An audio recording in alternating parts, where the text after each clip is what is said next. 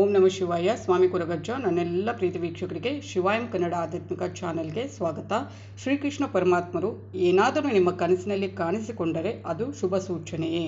ಅದರ ಅರ್ಥವೇನು ಅಂದರೆ ದೇವರುಗಳು ಕನಸಿನಲ್ಲಿ ಕಾಣಿಸ್ಕೊಳ್ಳುವುದು ಸಾಮಾನ್ಯವಾಗಿರುತ್ತೆ. ಆದರೂ ಅದರಲ್ಲಿ ಶ್ರೀಕೃಷ್ಣ ಪರಮಾತ್ಮರು ಕಾಣಿಸ್ಕೊಂಡ್ರೆ ಏನು ಅರ್ಥ, ಅದರ ಬಗ್ಗೆ ಡೀಟೇಲ್ ಮಾಹಿತಿ ಕೊಡ್ತೇನೆ. ಅದಕ್ಕಿಂತ ಮುಂಚೆ ನನ್ನ ಚಾನಲನ್ನು ನೋಡ್ತಾ ಇದ್ದರೆ, ಸಬ್ಸ್ಕ್ರೈಬ್ ಮಾಡದೇ ಇದ್ದರೆ ದಯವಿಟ್ಟು ಸಬ್ಸ್ಕ್ರೈಬ್ ಮಾಡಿ. ಸಬ್ಸ್ಕ್ರಿಪ್ಷನ್ಸ್ ಫ್ರೀ ಆಗಿರುತ್ತೆ. ಆದಷ್ಟು ಲೈಕ್ ಮಾಡಿ, ಶೇರ್ ಮಾಡಿ. ಆಧ್ಯಾತ್ಮಿಕಕ್ಕೆ, ಜ್ಯೋತಿಷಕ್ಕೆ ಸಂಬಂಧಪಟ್ಟ ಎಲ್ಲ ಮಾಹಿತಿಗಳಂಥ ವಿಡಿಯೋವನ್ನು ಹಾಕ್ತೇನೆ. ಹಾಗೆ ನಿಮ್ಮ ಏನೇ ವೈಯಕ್ತಿಕ ಸಮಸ್ಯೆ ಇದ್ದರೂ ಮುಕ್ತವಾಗಿ ಕಮೆಂಟ್ ಬಾಕ್ಸಲ್ಲಿ ಕಮೆಂಟ್ ಹಾಕಿ ರಾಶಿ ನಕ್ಷತ್ರ ತಿಳಿಸಿ. ಒಂದು ವೇಳೆ ಗೊತ್ತಿಲ್ಲ ಅಂದರೆ ಡೇಟ್ ಆಫ್ ಬರ್ತ್ ನಮೂದಿಸಿ. ಖಂಡಿತವಾಗ್ಲೂ ರಾಶಿ ನಕ್ಷತ್ರವನ್ನು ಗುರುತಿಸಿ ಅದಕ್ಕೆ ತಕ್ಕ ಸೂಕ್ತ ಸುಲಭ ಪರಿಹಾರವನ್ನು ನಾನು ಅಲ್ಲೇ ಸೂಚಿಸ್ತೇನೆ. ಹಾಗೆಯೇ ಸಮಸ್ಯೆಯನ್ನು ಬರೆದು ಕಳಿಸುವಾಗ ಡೀಟೇಲ್ ಆಗಿ ಬರೆದು ಕಳಿಸಿ. ಅಂದರೆ ಪ್ರೆಸೆಂಟ್ ಏನು ಸಮಸ್ಯೆ ನಿಮಗೆ ಕಾಡ್ತಾ ಇದೆ ಅನ್ನೋದನ್ನು ಏನಾದರೂ ಅದ್ರ ಬಗ್ಗೆ ತಿಳ್ಕೋಬೇಕಂದ್ರೆ ನೀವು ಡೀಟೇಲ್ ಆಗಿ ಬರೆದು ಕಳುಹಿಸಿ. ಖಂಡಿತವಾಗ್ಲೂ ಉತ್ತರಿಸ್ತೇನೆ. ನಾನು ನಿಮ್ಮ ಜೊತೆ ಯಾವತ್ತೂ ಇರ್ತೇನೆ. ನಾನು ನಂಬಿರುವ ಶಿವದೇವರ ಕುರುಗುಚ್ಚು ದೈವದ ಆಶೀರ್ವಾದ ನನ್ನೆಲ್ಲ ಪ್ರೀತಿ ವೀಕ್ಷಕರ ಮೇಲೆ ಸದಾ ಇರುತ್ತೆ. ಹಾಗೆಯೇ ಸಬ್ಸ್ಕ್ರೈಬ್ ಮಾಡುವಾಗ ಬೆಲ್ ಐಕಾನ್ ಇರುತ್ತಲ್ಲ, ಅದನ್ನು ಪ್ರೆಸ್ ಮಾಡಿದಾಗ ಆಲ್ ಅಂತ ಬರುತ್ತೆ. ಅದನ್ನು ಪ್ರೆಸ್ ಮಾಡಿದಾಗ ಮಾತ್ರ ನನ್ನೆಲ್ಲ ವಿಡಿಯೋ ನೋಟಿಫಿಕೇಶನ್ ನಿಮಗೆ ಸಿಗುತ್ತೆ ಅಂತ ಹೇಳ್ತಾ, ನಾವು ಕನಸಿನಲ್ಲಿ ಏನನ್ನಾದರೂ ನೋಡಬಹುದು. ಅದು ವಿಭಿನ್ನ ವಿಷಯಗಳನ್ನು ಅರ್ಥೈಸುವಂಥದ್ದು. ಮತ್ತೊಂದೆಡೆ ಒಬ್ಬ ವ್ಯಕ್ತಿ ಕನಸಿನಲ್ಲಿ ಭಗವಾನ್ ಕೃಷ್ಣ ದೇವರನ್ನು ನೋಡಿದರೆ ಆ ಕನಸು ಕೂಡ ಅದರದ್ದೇ ಆದ ಅರ್ಥವನ್ನು ನೀಡುವಂಥದ್ದು. ಹಾಗಾದರೆ ಕನಸಿನಲ್ಲಿ ಕೃಷ್ಣನನ್ನು ನೋಡಿದರೆ ಏನು ಅರ್ಥ? ಕೃಷ್ಣನು ಕನಸಿನಲ್ಲಿ ಕಾಣಿಸಿಕೊಂಡರೆ ಶುಭವೋ ಅಶುಭವೋ? ಸ್ವಪ್ನಶಾಸ್ತ್ರದ ಪ್ರಕಾರ ಕನಸಿನಲ್ಲಿ ಕಾಣುವ ಎಲ್ಲ ವಿಷಯಗಳು ವಿಭಿನ್ನ ಅರ್ಥಗಳನ್ನು ಹೊಂದಿರುವಂಥದ್ದು. ಕೆಲವು ಕನಸುಗಳು ನಮಗೆ ಶುಭ ಸಂಕೇತಗಳನ್ನು ನೀಡುವಂಥದ್ದು, ಆದರೆ ಕೆಲವು ಜೀವನದಲ್ಲಿ ಮುಂಬರುವ ಸಮಸ್ಯೆಗಳ ಬಗ್ಗೆ ನಮಗೆ ಎಚ್ಚರಿಕೆ ನೀಡುವಂಥದ್ದು. ಮತ್ತೊಂದೆಡೆ ಒಬ್ಬ ವ್ಯಕ್ತಿ ಕನಸಿನಲ್ಲಿ ಭಗವಾನ್ ಕೃಷ್ಣನನ್ನು ನೋಡಿದರೆ ಅದನ್ನು ಅತ್ಯಂತ ಮಂಗಳಕರ ಚಿಹ್ನೆ ಅಂತ ಪರಿಗಣಿಸಲಾಗುತ್ತೆ. ಕನಸಿನಲ್ಲಿ ಶ್ರೀಕೃಷ್ಣನನ್ನು ನೋಡುವುದು. ಸ್ವಪ್ನಶಾಸ್ತ್ರದ ಪ್ರಕಾರ ನೀವು ನಿಮ್ಮ ಕನಸಿನಲ್ಲಿ ಶ್ರೀಕೃಷ್ಣ ದೇವರನ್ನು ಕಂಡಿದ್ದರೆ ಈ ಕನಸು ಶೀಘ್ರದಲ್ಲಿ ನಿಮ್ಮ ಜೀವನದಲ್ಲಿ ಬಹಳಷ್ಟು ಸಂತೋಷಗಳು ಬರಲಿವೆ ಮತ್ತು ನಿಮ್ಮ ಎಲ್ಲ ಕೆಲಸಗಳು ಯಶಸ್ವಿಯಾಗಲಿವೆ ಅಂತ ಸೂಚಿಸುವಂಥದ್ದು. ಇದು ನಿಮಗೆ ಕೆಲಸದ ಪರಿಪೂರ್ಣತೆಯನ್ನು ಕೂಡ ಸೂಚಿಸುತ್ತದೆ ಮತ್ತು ಇದು ನಿಮ್ಮ ಜೀವನದಲ್ಲಿ ಸಕಾರಾತ್ಮಕ ಬದಲಾವಣೆಗಳನ್ನು ಕೂಡ ತರುವಂಥದ್ದು. ಕನಸಿನಲ್ಲಿ ಗೋಪಿಯರೊಂದಿಗೆ ಶ್ರೀಕೃಷ್ಣನನ್ನು ನೋಡಿದರೆ ಇದನ್ನು ಮಂಗಳಕರ ಕನಸು ಅಂತ ಪರಿಗಣಿಸಲಾಗುತ್ತೆ. ಕನಸಿನಲ್ಲಿ ಗೋಪಿಯರೊಂದಿಗೆ ನಂದನಾ ಕಂದ ಗೋಪಾಲನನ್ನು ನೋಡುವುದು ಎಂದರೆ ಶೀಘ್ರದಲ್ಲಿ ನಿಮ್ಮ ಸ್ನೇಹಿತರೊಂದಿಗೆ ಸಂತೋಷದ ಸಮಯವನ್ನು ಕಳೆಯಲು ನಿಮಗೆ ಅವಕಾಶ ಸಿಗುತ್ತೆ ಅಂತ ಹೇಳಲಾಗುತ್ತೆ. ಅದು ನಿಮಗೆ ಬಹಳಷ್ಟು ಸಂತೋಷವನ್ನು ನೀಡುತ್ತೆ. ಇದು ನಿಮ್ಮ ಸಂತೋಷದ ಕ್ಷಣಗಳ ಬಗ್ಗೆ ಹೇಳುತ್ತೆ. ಹಾಗೆಯೇ ಕನಸಿನಲ್ಲಿ ಕೊಳಲು ನುಡಿಸುತ್ತಿರುವ ಕೃಷ್ಣನನ್ನು ನೋಡಿದರೆ ಅದರ ಸುಮಧುರ ಧ್ವನಿಗೆ ಎಲ್ಲರೂ ಪುಳಕಿತರಾದರು ಮತ್ತು ವಿಶೇಷವಾಗಿ ಗೋಪಿಯರು ನೃತ್ಯ ಮಾಡ್ತಾ ಇದ್ರು ಅಂತ ಹೇಳಲಾಗುತ್ತೆ.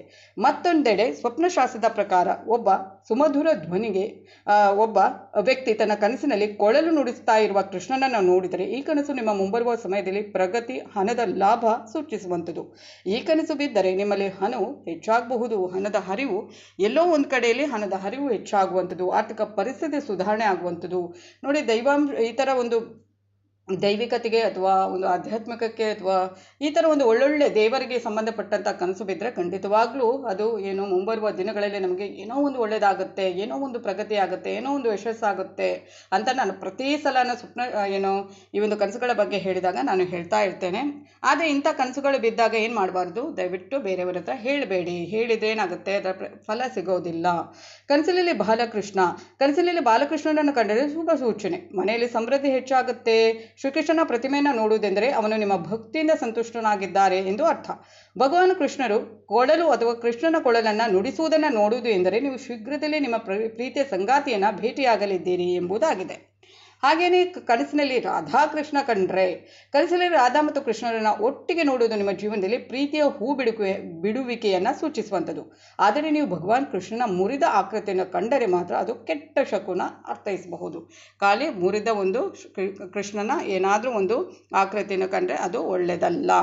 ಬಿಟ್ಟರೆ ಇದೆಲ್ಲ ಕನಸು, ದೇವರಿಗೆ ಸಂಬಂಧಪಟ್ಟಂಥ ಎಲ್ಲ ಕನಸುಗಳು ಕೂಡ ದೈವಿಕತೆಗೆ, ಆಧ್ಯಾತ್ಮಿಕಕ್ಕೆ ಎಲ್ಲ ಈ ಥರ ಕನಸುಗಳು ಕಂಡ್ರೆ, ಅದಕ್ಕೆ ಸಂಬಂಧಿಸಿದ ಕನಸುಗಳನ್ನು ಕಂಡ್ರೆ ನಿಮ್ಮಷ್ಟು ಏನು